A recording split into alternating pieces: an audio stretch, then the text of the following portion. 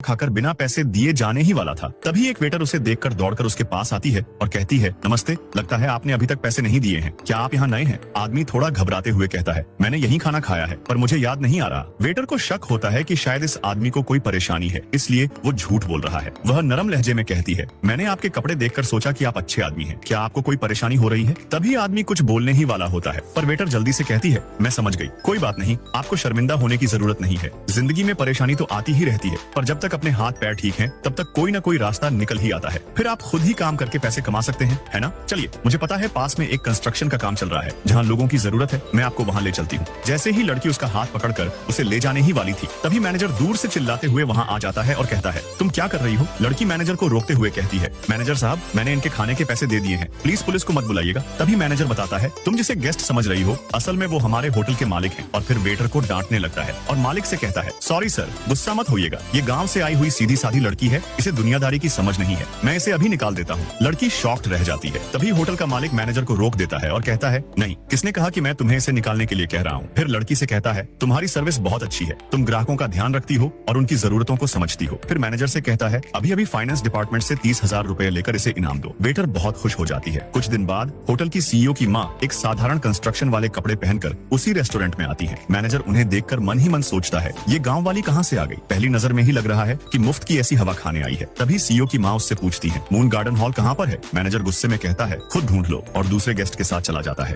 ये सब देखकर वही वेटर दौड़ कर आती है और मुस्कुराते हुए कहती है, नमस्ते, क्या आप मून गार्डन हॉल ढूंढ रही हैं? चलिए मेरे साथ। तभी सीईओ की माँ पीछे मुड़कर देखती है कि उनके गंदे जूतों से रेस्टोरेंट का फर्श फिर से गंदा हो गया है, लेकिन लड़की मुस्कुराकर कहती है, कोई बात नहीं, मैं अभी साफ कर दूंगी। ये सुनकर सीईओ की माँ बहुत खुश हो जाती है और उसे पूछती है, मैंने ऐसे कपड़े पहने हैं कि आम लोग भी मुझसे दूर भागते हैं, सिर्फ आप ही मेरी मेहमान नवाजी करने को तैयार हैं। क्या आपको डर नहीं है कि मैं यहाँ मुफ्त में खाने पीने और ऐसी की हवा